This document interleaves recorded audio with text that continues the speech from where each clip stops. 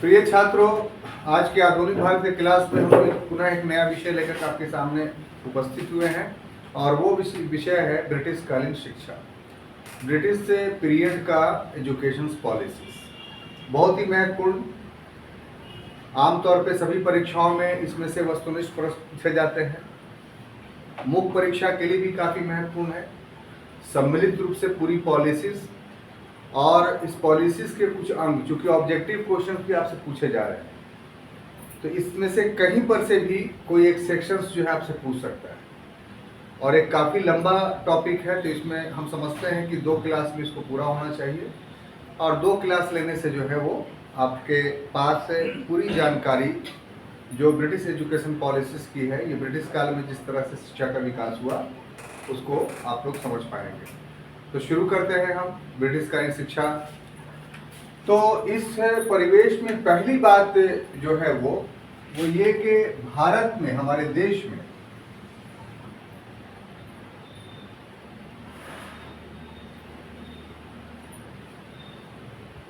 जो शिक्षा का अस्तित्व है, एग्जिस्टेंस है, यह अस्तित्व प्राचीन काल से ही, ऐसी बात नहीं है कि अंग्रेज जब आए तभी यहां से शिक्षा शुरू हुआ, ठीक है, लेकिन प्राचीन काल में जो शिक्षा का अस्तित्व था, इसके 2 रूप थे, ठीक है। कितने रूप थे? 2। एक इसका सनातनी रूप था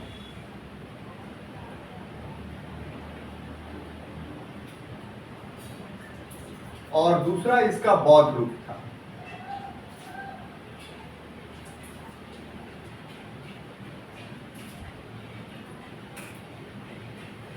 जहां तक सनातनी रूप का प्रश्न है, तो इसकी शिक्षा मंदिरों, मठों और व्यक्तिगत शिक्षक के आधार पर दी जाती है। बहुत सारे व्यक्तिगत शिक्षक भी होते थे जिनका अपना जो है गुरुकुल होता था। इन शिक्षक का क्या होता था? गुरुकुल होता था। तो यही शिक्षा दी जाती थी और इस सनातनी रूप का जो माध्यम था, जो मीडियम था, जिस मीडियम से शिक्षा दी जाती थी, वो मीडियम जो था संस्कृत था। क्लियर? अब देखिए, जहां तक बौद्ध रूप है, तो इसकी शिक्षा बौद्ध मठों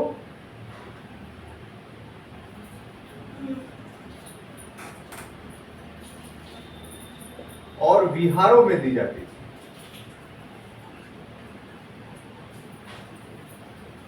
और इस शिक्षा का जो माध्यम था वो पाली था। क्या था? पाली था। Very good. अब ये तो प्राचीन काल में आप आए। मध्य काल में अगर हम लोग प्रवेश करते हैं,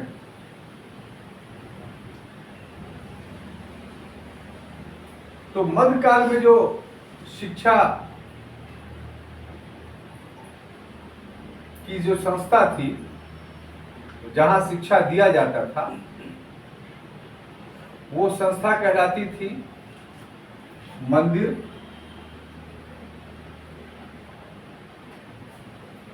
मठ, मकतब और मदरसा।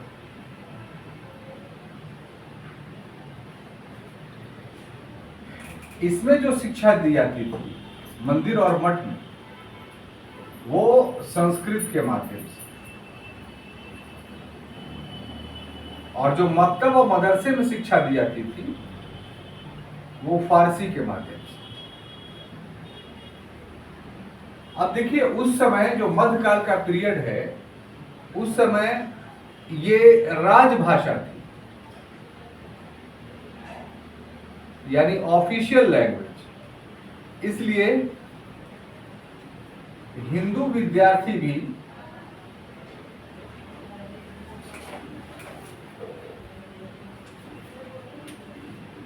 मकतब और मदरसों में पढ़ते थे। मकतब और मदरसों में पढ़ते थे। ठीक है। अब देखिए कि जो उपर्युक्त शिक्षा पद्धति थी, जो उपर्युक्त शिक्षा था वो अनौपचारिक शिक्षा था, इनफॉर्मल था।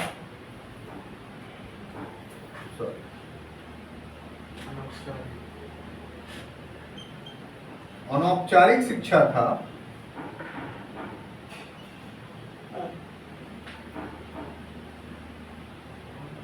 इसलिए अंग्रेजों ने के अनुसार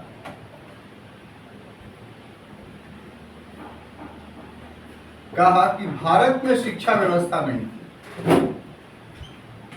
भारत में शिक्षा व्यवस्था नहीं थी। क्या क्यों उन्होंने कहा कि उन्होंने इसकी तुलना आधुनिक पद्धति से किया, जिसके कारण कहा कि यहाँ शिक्षा नहीं थी।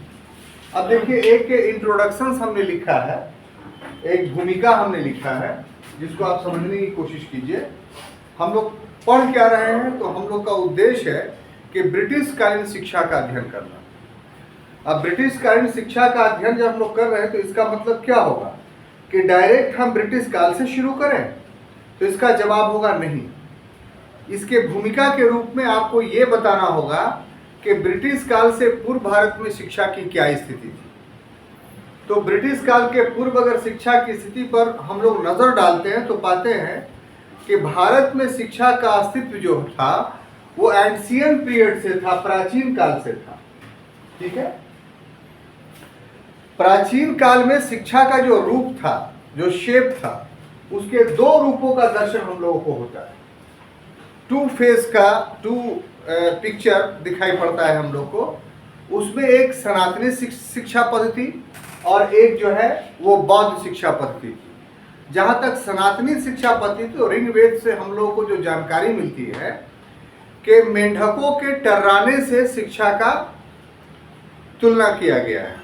तो मेंढकों के टर्राने का अर्थ क्या हुआ कि इस पीरियड में बजाते तौर पे पाठ्यक्रम जैसे आज के पीरियड में होते हैं वैसे नहीं थे, बल्कि उस समय का पाठ्यक्रम वैदिक टेक्स्ट होता था, वैदिक ग्रंथ होते थे। और वैदिक ग्रंथों को जो है वो जो शिक्षक होते थे वो पढ़ते थे और बच्चे उसको दोहराते थे और इस तरीके से कंठस्थ कर लेते थे। तो ये सनातनी शिक्षा का पढ़ाने का और पढ़ने का एक रूप था। जिन स्थलों पे ये शिक्षा दी जाती थी वो या तो मंदिर में दी जाती थी। मंदिर में जो शिक्षा का रूप था वो एक प्रकार से कहिए कि प्रारंभिक शिक्षा था, जैसे शब्द ज्ञान कराना, पहाड़ा याद कराना, ये सब जो एलिमेंट्री एजुकेशन होता है, प्रारंभिक शिक्षा जो होती है, उसकी व्यवस्था मंदिरों में आमतौर पे होती थी। हर गांव में कुछ दूरी पर एक मंदिर होता था जो सिर्फ पूजा या उपासना का स्थल नहीं था, बल्कि उस समय का मंदिर की बहुत बड़ी भूमिका थी। वो मंदिर शिक्षा का भी काम करता था, वो मंदिर बैंकिंग का भी काम करता था, वो मंदिर बाजार का भी काम करता था, वो मंदिर एक श्रेणी का भी काम करता था। वो मंदिर की भूमिका कला और संस्कृति के क्षेत्र में भी थी। उस मंदिर की भूमिका समाज में समन्वय बनाने की भी थी। तो एक लंबा टॉपिक है और दूसरा है, तो उसमें कभी किसी टॉपिक में मिलेगा तो उस विषय को हम लोग देखेंगे। यहाँ की मंदिर प्रारंभिक एलिमेंट्री एजुकेशन का पार्ट था। उसके बाद आगे की शिक्षा जो दी जाती थी वो मठों में दी जाती थी। तो वो मंदिर जिसका एक बहुत व्यापक क्षेत्र हो, उसमें रहने की सुविधा हो, खाने पीने की सुविधा हो, साथ ही एक मंदिर भी हो, तालाब भी हो, और उस मंदिर को भू अनुदान के माध्यम से बहुत सारी भूमि भी प्राप्त हो जिससे उसकी आय सुनिश्चित हो, तो मंदिर के इस रूप को ही मठ कहते थे। बात समझ में आ रही है? सिर्फ एकाकी रूप से अगर कोई मंदिर हो जो सिर्फ उपासना का स्थल हो, एक स्ट्रक्चर्स खड़ा हो, तो वो मंदिर हो गया। लेकिन उस मंदिर के साथ आवास भी उपलब्ध हो, खाने की व्यवस्था भी उपलब्ध हो, उसकी एक बाउंड्री भी हो, उसमें तालाब भी हो, लोग रहते भी हों, तो ऐसे ही मंदिर का ये विराट रूप जो है वो मठ कहलाता था। इस मठ का उद्देश्य था कि उच्च शिक्षा को प्रदान करना, और एक रूप था कि बहुत सारे शिक्षक ऐसे हो गए कि शिक्षा उनसे निकलने लगी, तो शिक्षा के क्षेत्र में वो काफ़ी मशहूर हो गए। तो ऐसे शिक्षक अपने घर में ही या घर से बाहर मठ स्थापित करके या फिर सुनसान जंगलों में अपना कुटिया बना करके रहा करते थे, और वो उनका निवास स्थान जो था वो शिक्षा का स्थल था, जिसको हम लोग गुरुकुल के नाम से जानते थे। तो गुरुकुल में आरंभिक से लेके उच्च सभी शिक्षा दी जाती। क्लियर?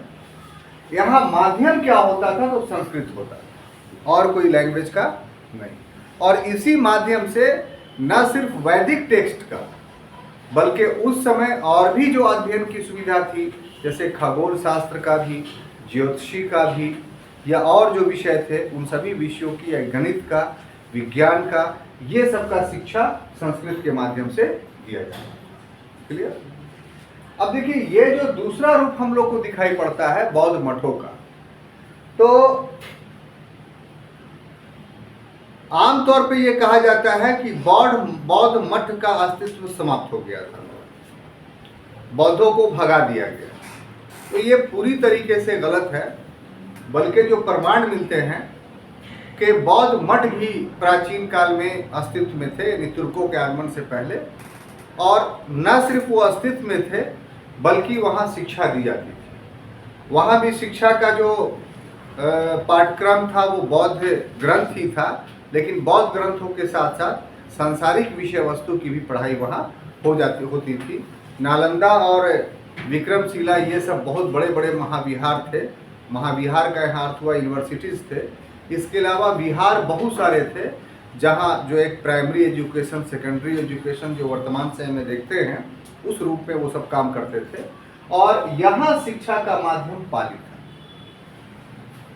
तो आज बिहार, उत्तर प्रदेश या ये सब क्षेत्रों में जो क्षेत्रीय भाषा देखते हैं वो एक्चुअली में पाली से ही डिराइव किया है, और जनसामान्य की भाषा पाली थी, और जो सर्वोच्च वर्ग था उसकी भाषा संस्कृत।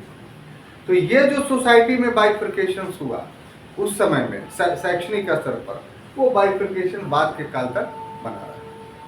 अब मध्यकाल का जो पीरियड आता है, उस पीरियड में शिक्षा में आमूलचूल परिवर्तन होते हैं। आमूलचूल परिवर्तन क्या आप देख रहे हैं कि मठ का जो ये बौद्ध रूप का जो प्रभाव था, ये मध्यकाल में, यानी मठ का ये समाप्त हो गया।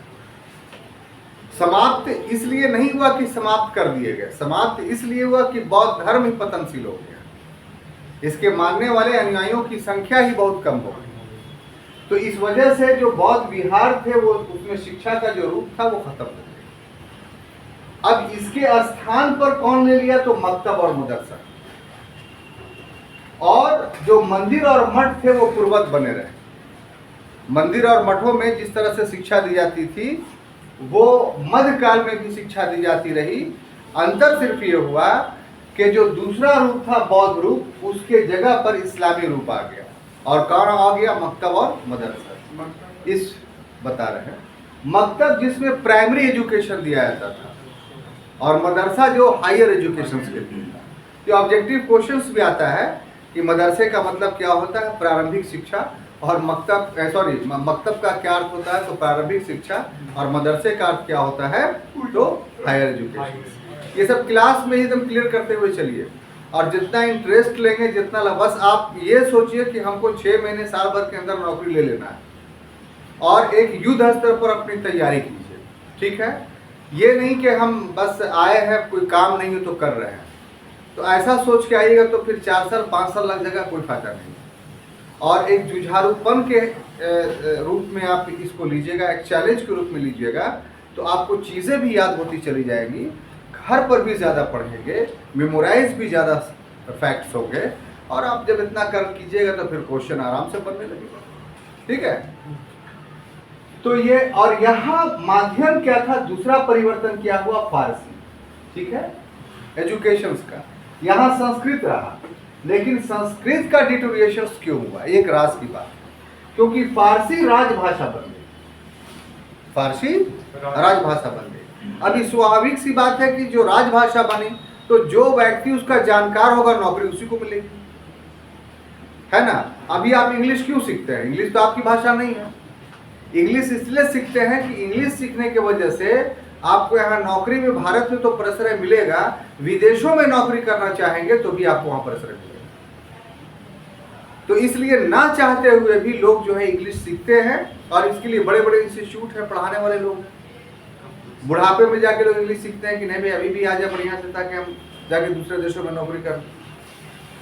तो भाषा का ये मामला, भाषा यदि रोजगार से जुड़ जाता है, सरकारी नौकरी से जुड़ जाता है, तो फिर उस भाषा का विकास जो है होने लगे। जैसे एग्जाम्पल के तौर पर हिंदी पर इतना हम लोग रोना रोते हैं, सिर्फ गवर्नमेंट ऑफ इंडिया ये कर दे, गवर्नमेंट ऑफ इंडिया ये कर दे, क्या कर दे कि सरकारी कार्यालयों में जो सेंट्रल गवर्नमेंट के कार्यालय है, जैसे रेलवे है, बैंक है, या केंद्र के जितने कार्यालय हैं, जितने इंस्टीट्यूट है, सब में बिना हिंदी के काम ही नहीं आपका होगा। ये सिर्फ घोषित कर दे। जानते हैं ऋतुरंजन जी, 5 साल के अंदर हिंदी पूरे भारत में फ्लोरिश कर जाएगा। आईएएस में आपको देना है तो आपको हिंदी, तो ऑप्शन दिए हुए ना कि एक लैंग्वेज आप कोई भी रख सकते हैं, हिंदी, तेलुगु, तमिल, और एक इंग्लिश सबको रखना होगा। तो आपने जो ये क्राइटेरिया बना दिया, तो इंग्लिश मजबूरी में सब कोई पढ़ रहा है, कुछ ना कुछ इंग्लिश का जानकार हो गया। अगर इसी की जगह पर सिर्फ ये चेंजिंग कर दें कि नहीं, इंग्लिश की जगह पर हिंदी सबको जानना हो,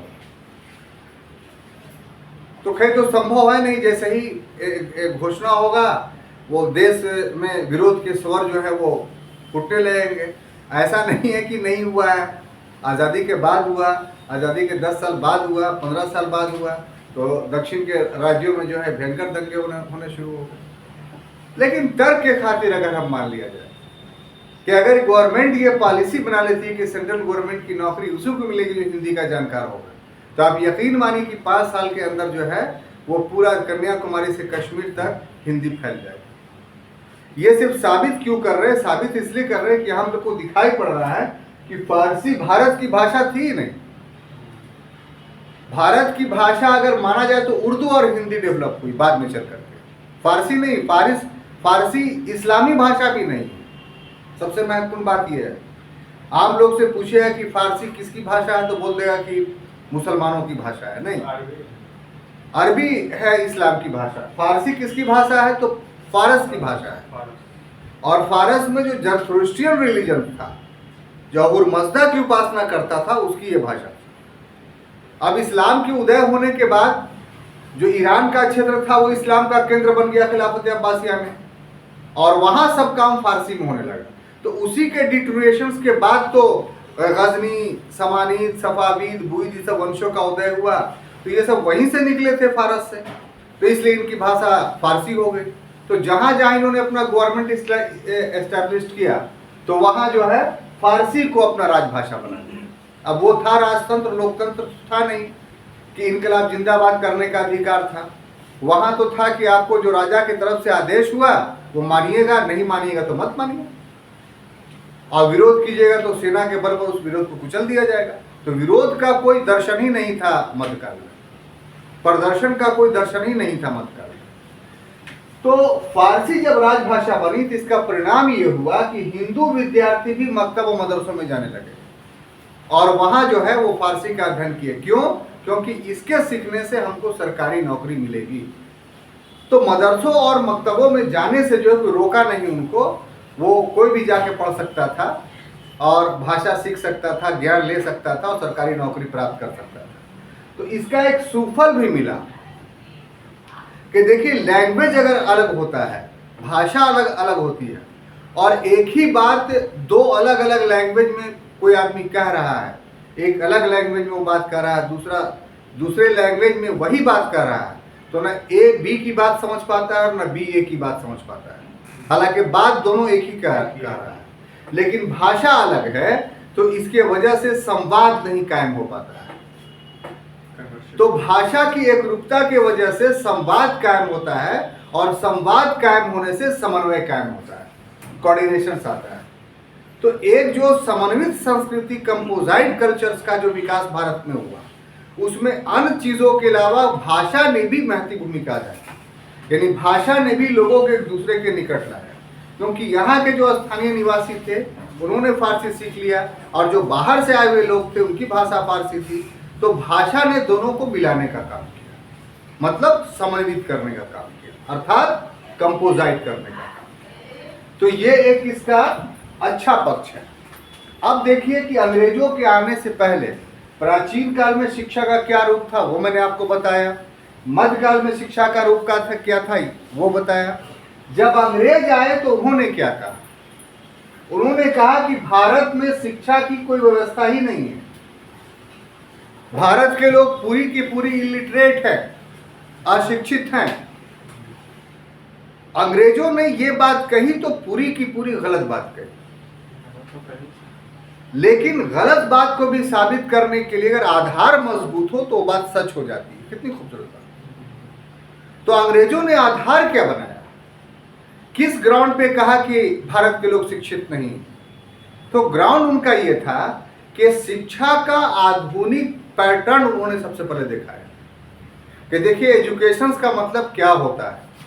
तो उन्होंने कहा कि एजुकेशन का मतलब होता है कि प्रारंभिक शिक्षा के लिए स्कूल होता है। स्कूल भी 3 कैटेगरीज में बटे होते हैं, प्राइमरी, मिडिल और सेकेंडरी। स्कूल के बाद कॉलेज होता है। कॉलेज भी विभिन्न स्तरों से पढ़ाई की जाती है, first year, second year, third year. उसके बाद फिर साहब स्नातकोत्तर यानी पोस्ट ग्रेजुएट क्लास होता है, जो बहुत हायर एजुकेशन माना जाता है। और सबके अलग अलग पाठ्यक्रम होते हैं, सिलेबस होते हैं, करिकुलम होते हैं। अगर इस पद्धति को अपनाते हैं इसका मतलब आपके यहाँ शिक्षा है, और यदि इस पद्धति को नहीं अपनाते तो इसका मतलब आप शिक्षित नहीं, आपके यहाँ शिक्षा की व्यवस्था नहीं। तो अंग्रेजों ने जो शिक्षा का रूप भारत में प्रस्तुत किया वो तो था नहीं, वो शिक्षा का औपचारिक यानी फॉर्मल शेप था, फॉर्मल औपचारिक रूप था। तो इस ग्राउंड पे अंग्रेजों ने कह दिया कि भारत के लोग शिक्षित नहीं है, भारत में शिक्षा का अस्तित्व नहीं पाया जाता है। जवाब नहीं मिला। शिक्षा का अनौपचारिक रूप तो यहाँ पहले से चला रहा है, इनफॉर्मल रूप, चलते फिरते शिक्षा प्राप्त करना, कमाते खाते शिक्षा प्राप्त करना, धन ना हो तो भी शिक्षा प्राप्त करना।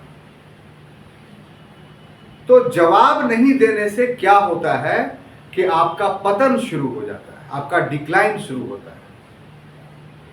इसलिए सही चीज ये है कि अपने चीजों को मजबूती के साथ रखना काफी जरूरी है। अगर अपनी चीजों को मजबूती के साथ आप नहीं रखते हैं तो फिर आप गुलाम बन जाते हैं। अंग्रेजों ने इसी सब नीति के तहत आपको हीन बनाना शुरू किया, आपको हीनता में ढकेल दिया, और अपने को सर्वोच्च स्थापित करके, अपनी सर्वोच्चता को नाजायज ढंग से स्थापित करके आपको गुलाम बना दिया। तो शिक्षा के विकास में जो ये भूमिका में अंतिम बात हम बोल रहे हैं वो काफी महत्वपूर्ण है। वो महत्वपूर्ण इसलिए है कि आज भी हम उसी नीति के शिकार हैं, आज भी उसी नीति के शिकार है कि हमारे दिमाग में ये बात बैठ गई है कि इंटरनेशनल लैंग्वेज या लिंगुआ फ्रू लैंग्वेज या संपर्क की भाषा सिर्फ और सिर्फ अंग्रेजी है। अगर हम नहीं सीखेंगे तो अंतर्राष्ट्रीय स्तर पर पिछड़ जाएंगे। तो क्या ये जो हमारा कुंठा है, हम इसको कुंठा बोलेंगे, क्या ये कुंठा नहीं है? इसलिए कि बहुत सारे विकसित देश हैं जिसने अंग्रेजी को नहीं अपनाया और वो विश्व में विकसित बन करके दिखा दिया। यही नहीं, विकसित इस रूप में दिखाया कि उसके पास प्राकृतिक संसाधनों की भी कमी है, लेकिन अपने ज्ञान के बल पर जो है विश्व की एक शक्ति बन गया। और वो देश कौन है? जापान। जापान में ना ही कोयला है, ना ही लोहा है, ना ही अबरक है, ना ही अन्य कोई मटेरियल्स है, लेकिन इसके बावजूद भी वो सभी चीजों का उत्पादक है। उसके यहाँ की बनी हुई वस्तुएं विश्व में बहुत पॉपुलर है, डिमांड है उसका, और वो अपने यहाँ अंग्रेजी भाषा में पढ़ाई नहीं पढ़ाता है, जापानीज भाषा में पढ़ाई पढ़ाता है। और यदि वहाँ के विश्वविद्यालय में, स्कूल में आपको पढ़ना होगा या वहाँ से कारोबार करना होगा तो आपको जापानीज सीखना पड़ेगा, तब आप कर सकते हैं। तो क्या हो रहा है, भारत में जापानी सीखने की होड़ मची हुई है। चीन का एग्जाम्पल लीजिए, चीन कभी अपने देश में प्रमोट नहीं करता है इंग्लिश को, तो क्या चीन जो है वो एक विकसित देश नहीं बना? विकसित देश छोड़ दिए, अब तो एक महाशक्ति बनने के कगार पर है वो। तो अपनी चीजों को संजोना, अपने को निमतर नहीं समझना, अपनी बात को मजबूती के साथ अपनी भाषा में रखना, ये विकास का मापदंड है। और जिन लोगों ने दूसरी भाषाओं को अपनाया उन्होंने गुलामी की, और इसीलिए वो गुलामी। कितनी खूबसूरत, अच्छी और सटीक बात। तो एजुकेशन तार्किक बात है, तर्कों के आधार पर मैंने प्रमाणित किया। अब मानना है, सरकार को मानना है आपको, अगर इसको लागू करते हैं, इम्प्लीमेंट करते हैं तो ठीक है, और नहीं तो आदर्श गुलामी के शिकार तो फिर बने ही रहेंगे। इसमें कोई दो राय तो नहीं। ऋतु रंजन जी 10 साल अंग्रेजी सीखने में ही व्यतीत करती है। अगर अपनी भाषा में सीखते तो 10 साल में मैथमेटिक्स, फिजिक्स, केमिस्ट्री, बायोलॉजी अच्छा सीख लेते। बात समझ में नहीं कितनी बड़ी साजिश है। आप अपनी भाषा में अपनी चीजों को सीखते तो अब तक आप साइंटिस्ट बन चुके होते। क्यों नहीं बने? तो साहब आप अधिकांश समय जो है अंग्रेजी पढ़ने में, अब ऐसे पेंडुलम के तरह आप बीच में हैं कि ना अच्छा अंग्रेजी के जानकार हुए आप, और आपकी जो अपनी मातृभाषा थी वो तो आप भूल ही गए। तो ना इधर के रहे ना उधर के रहे, बीच में पेंडुलम की तरह घूम रहे हैं। तो चलिए फैसला होना चाहिए, नहीं पूरा पूरा हम इंग्लिश ही अपना लें या पूरा पूरा अपनी मातृभाषा, इस पर एक निर्णय होना चाहिए। बीच बीच में रहना उचित नहीं। और इसका अर्थ ये नहीं हुआ कि हम दूसरी भाषाओं को नहीं सीखें, आवश्यकता अनुरूप सीखेंगे, लेकिन अपनी भाषा को ये एक लैंग्वेज ऐसा चुना जाए जिसको भारत के सभी लोग बोले, सभी लोग समझें, तो उससे राष्ट्रीय एकता और मजबूत होगी, उससे देश ज्यादा तरक्की करेगा। क्लियर? तो ये तो भूमिकीय एक चीज था जो मैंने आपको बताया। अब दूसरा एक टॉपिक है कि अंग्रेजों के आगमन से पूर्व, अंग्रेजों के आगमन से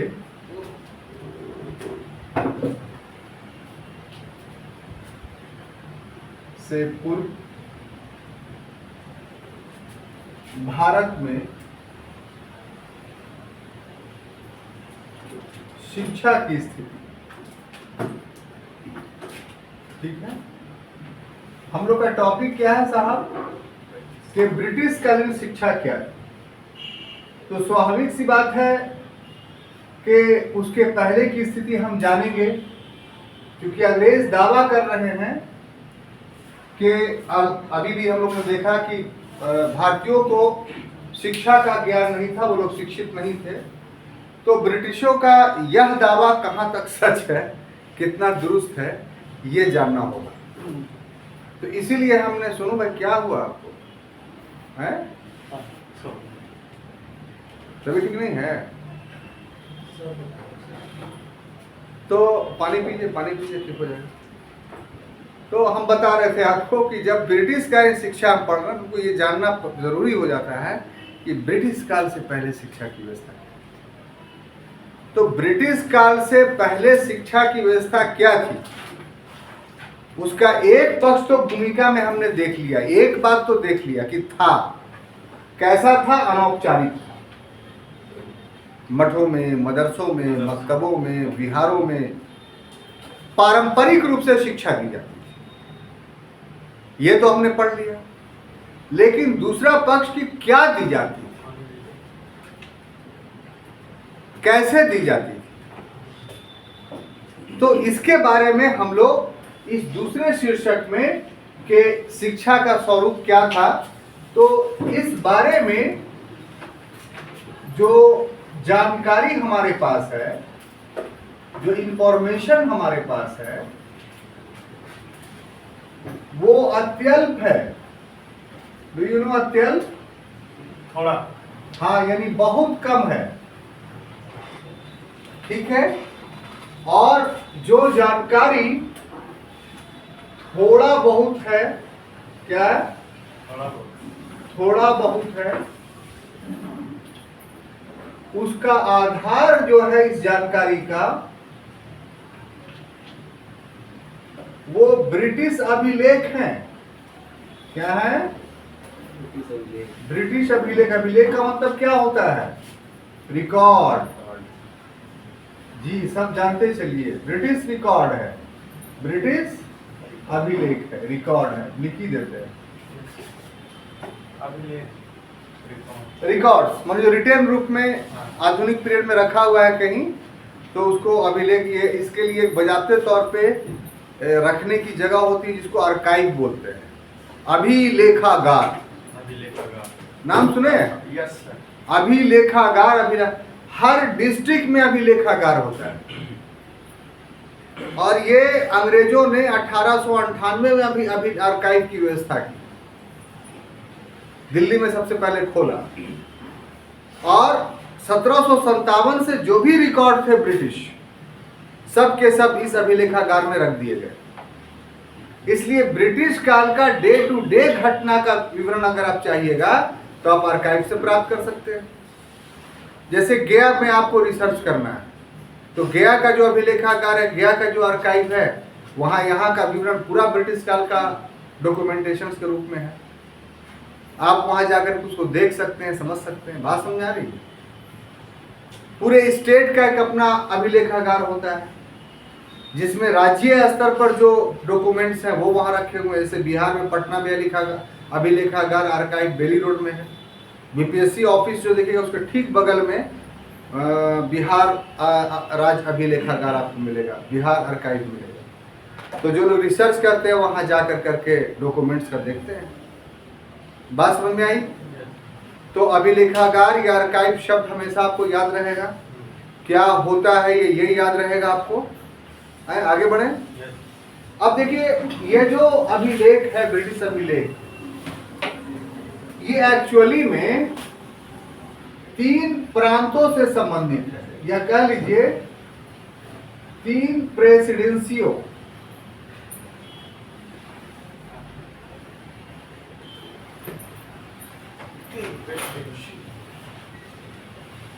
तीन प्रेसिडेंसियों से संबंधित है। आप जानते हैं कि 3 प्रेसिडेंसी कौन कौन थे? तो कलकत्ता यानी बंगाल था, मद्रास था और मुंबई था। ये 3 प्रेसिडेंसी के नाम हैं।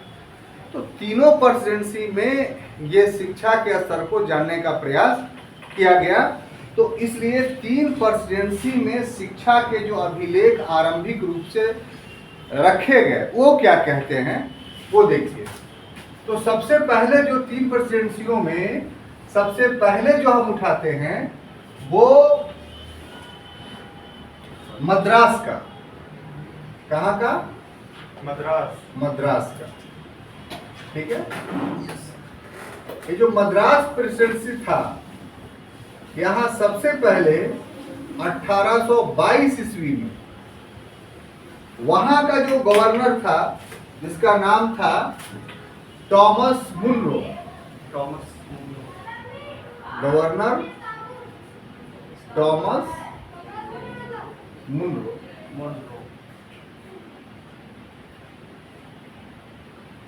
इसके द्वारा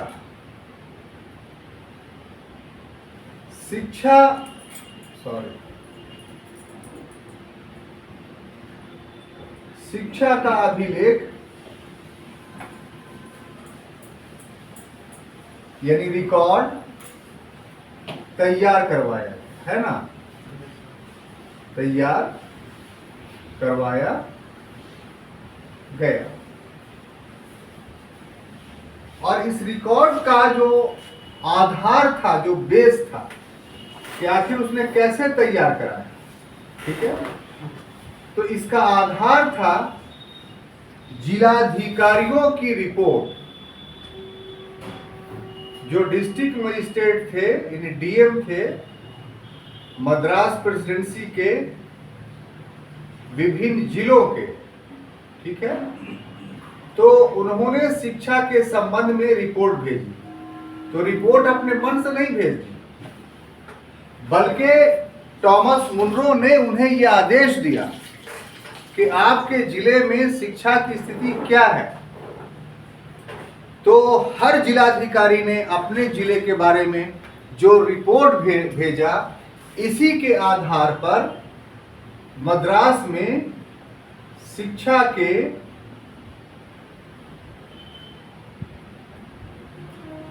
विवरण प्राप्त होते हैं। शिक्षा से संबंधित विवरण प्राप्त होता है कि क्या स्थिति थी शिक्षा की। तो उसमें जो हमें जानकारी मिलती है वो कि कुल शिक्षण संस्थाओं की संख्या, इसमें स्कूल और कॉलेज दोनों शामिल था, कुल शिक्षण संस्थाओं या कुल शिक्षण संस्था के लिए जगह कम है, उसकी संख्या 12,498 थी। कितना? 12,498। ये पहला डेटा हो गया। और कुल आबादी पर एक इस प्रकार से एक जो शिक्षण संस्था थी वो 500 की आबादी पर थी। कितना? यानी 500 जनसंख्या पर एक शिक्षण संस्था थी, ठीक है। और इसमें जो विभाजन था कि एक प्रकार की नहीं थी, बल्कि जो विभाजन था वो विभिन्न भाषाओं में था। जैसे ये शिक्षण संस्थान तमिल के थे, तेलुगु के थे,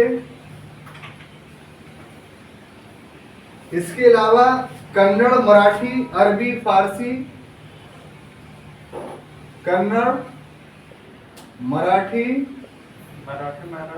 हाँ, अरबी, फारसी और अंग्रेजी।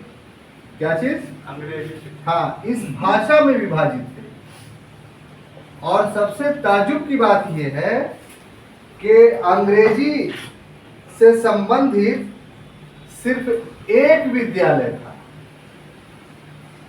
और संस्कृत से संबंधित 23 विद्यालय। बाकी के विवरण के अनुसार ये कि इन सभी से ज्यादा थे, यानी अधिकांश तेलुगु और तमिल के थे और कन्नड़ के थे, मराठी के थे। बाकी इंग्लिश के सिर्फ एक थे और जो संस्कृत का था वो 23 था। अगर शिक्षकों की वेतन की बात किया जाए कि उनको वेतन कितना मिलता था, तो इसमें जो जानकारी मिलता है कि 6 से 7 रुपया प्रति माह। इसीलिए कोई व्यक्ति शिक्षक बनना नहीं चाहता था, क्योंकि सैलरी बहुत कम है। और आपको सुनकर ताज्जुब होगा कि अंग्रेजों ने शिक्षा के क्षेत्र में जो ये साजिश की, वो आप मान के चलिए कि 1990 तक रही है भारत में। बिहार में ही जो परिस्थिति थी कि शिक्षक को मतलब 1985 तक का जो पीरियड देखिएगा तो शिक्षक को वेतन 150 पौने 200 था। अभी के समय में आपको लगता है कि 150 पौने 200 में को अपना घर चला लेगा? नतीजा क्या था कि शिक्षक अगर कोई बन गया तो उसके साथ सबसे बड़ा प्रॉब्लम ये होता था कि उसकी शादी नहीं होती थी, कोई लड़की नहीं देता था। ये तत्कालीन मुख्यमंत्री एक थे हमारे, अब हमारे बीच नहीं रहे और नाम लेना चाहिए क्योंकि उन्होंने बहुत अच्छा काम किया था। उनका नाम था पंडित जगन्नाथ मिश्र। शायद आप लोग नाम सुने होंगे, आप लोग के पीरियड के नहीं हैं वो मुख्यमंत्री बने तो उन्होंने सैलरी बढ़ाई और उस समय से जो बढ़ी तो बढ़ते चली गई। अभी स्थिति ये है कि इससे अच्छा सर्विस कोई है ही नहीं। अगर टीचर कोई है तो उसको पहले लपकता है सब। काहे लपकता है पता है? कि सैलरी हैंडसम है, ट्रांसफर नहीं होगा, जहां है वहीं रह जाएगा, प्लस ड्यूटी बहुत कम है, मेरी बेटी को बहुत अच्छा से घुमाएगा, रखेगा, बच्चा होगा तो उसको खुद पढ़ाएगा, यानी परिवार में अच्छा जो है समय देगा। तो इसीलिए सबसे गोल्डन सर्विस जो है अभी के समय में ये माना जाता है। और में भाई ट्रांसफर का झमेला है, वेतन तो नहीं मिलेगा। इसमें है कि वेतन भी हैंडसम, अगर ट्यूशन पढ़ाना शुरू कर दिए तो जायज़ पैसा उसके पास बहुत है। तो इसलिए हम इतना रुक करके इसलिए बोल रहे हैं कि आज जो टीचर की बहुत अच्छी स्थिति थी, पहले नहीं थी। और पहले इसलिए नहीं थी कि एक साजिश थी अंग्रेजों की कि अगर इसको बहुत आकर्षक सेवा बना दिया जाएगा तो भारतीय तो बहुत ऊंचे चले जाएंगे। आज संस्कृत या फारसी या अरबी की विपन्न स्थिति क्यों है? क्योंकि उसके जानकार जो हैं वो जब शिक्षा देना शुरू करेंगे तो उनको आप क्या दीजिएगा?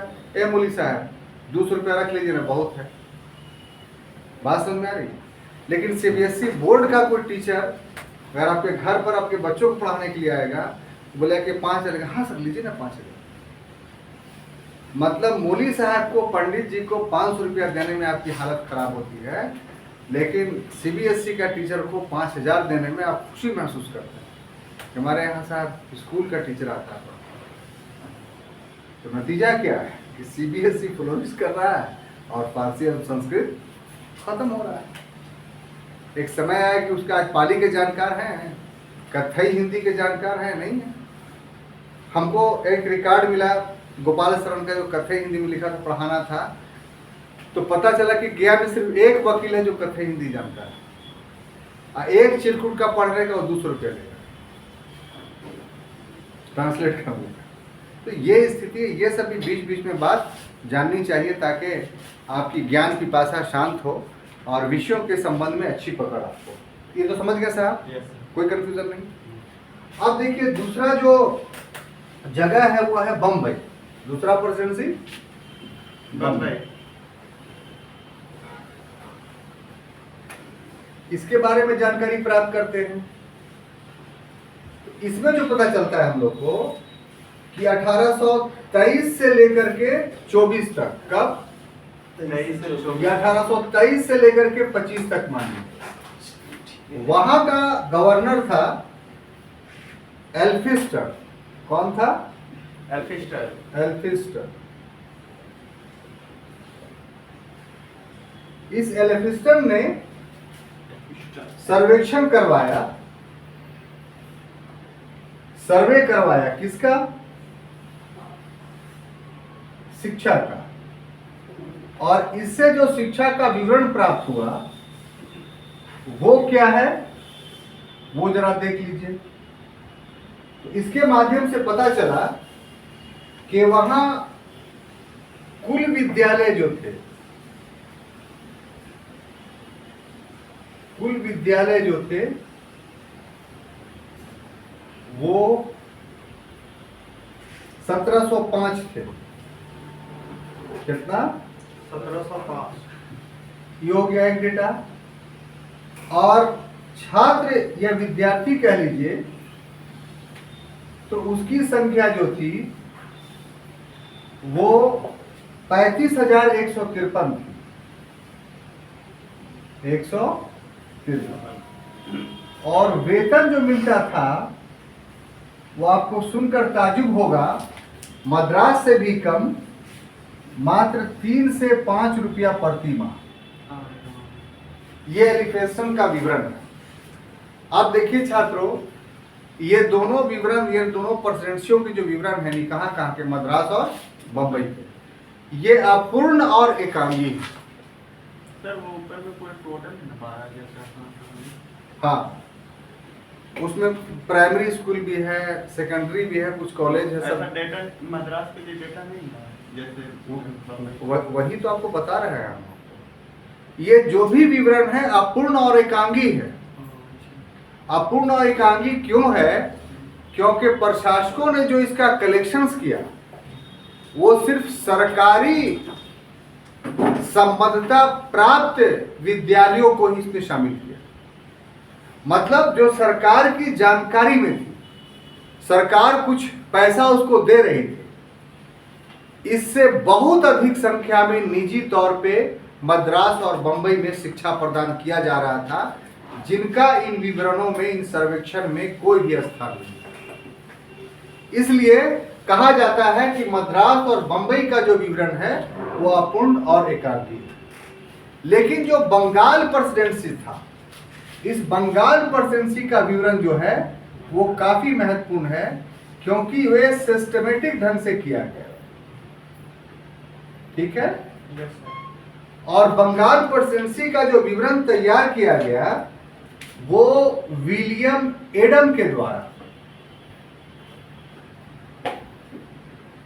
विलियम एडम, और विलियम एडम के द्वारा जो बंगाल में किया गया, तो विलियम एडम के साथ दो नाम जुड़ा हुआ है, एक विलियम बेंटिक,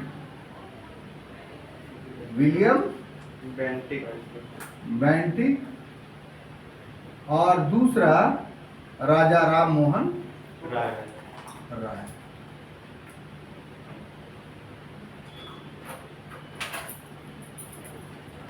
इन दोनों व्यक्तियों ने एडम्स को क्या किया? प्रोत्साहित किया। क्या विलियम एडम, ठीक है, प्रोत्साहित किया। और इसने जो विवरण दिया वो ये साहब, पहला कि 400 व्यक्तियों पर एक विद्यालय था। 400 व्यक्तियों पर एक विद्यालय था।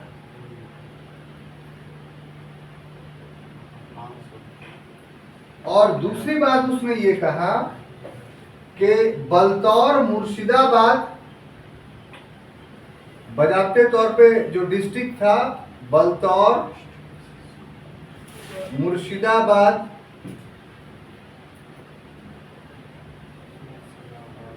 उसके बाद वीरभूम, उसके बाद वर्धमान,